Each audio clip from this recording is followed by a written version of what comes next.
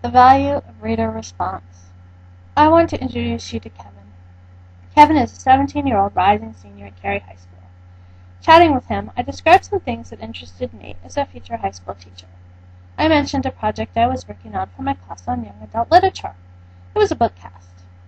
Huh? What's a book cast? He asked.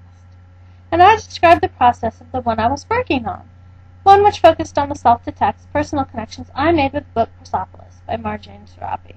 Kevin was intrigued, I think because I was so intrigued by the process, but he was dubious. What puzzled him was the purpose.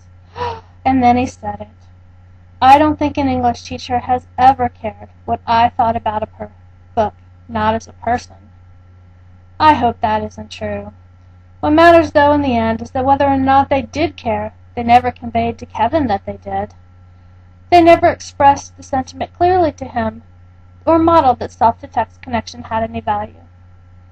Kevin added that he vaguely remembers elementary school teachers talking about things like this, but he doesn't remember when it stopped being important. The consequence is that Kevin hasn't felt in a very long time that he as an individual has been invited to the reading party. So what can we do to help the Kevins of our world?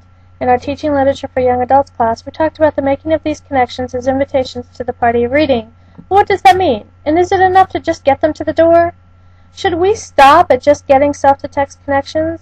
Or are we better served to have our students make these connections, express them creatively, maybe giving them a sense of ownership, and then reconnecting the creative experience back to the reading experience?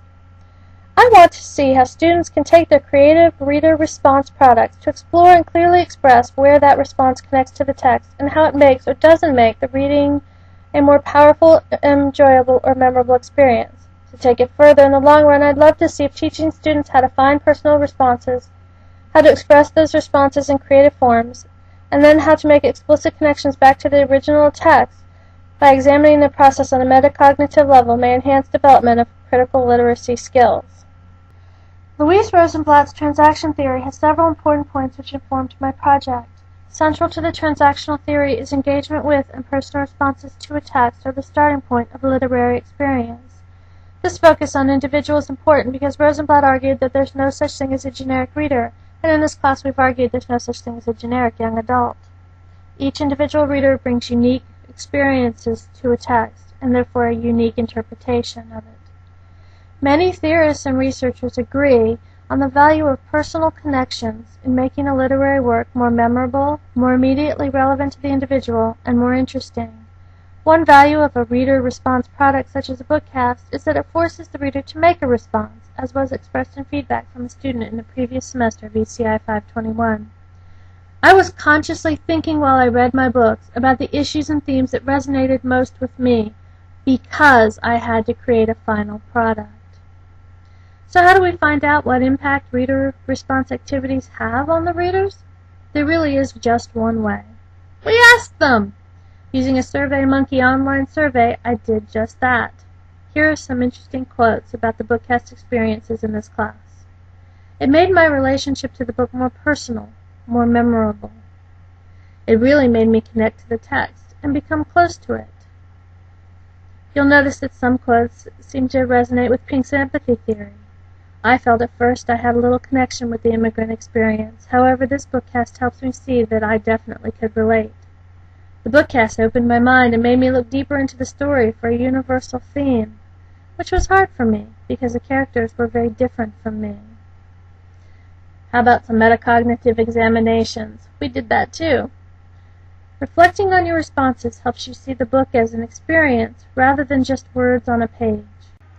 The bookcast reminded me to put down the highlighter and stop looking for teachable moments.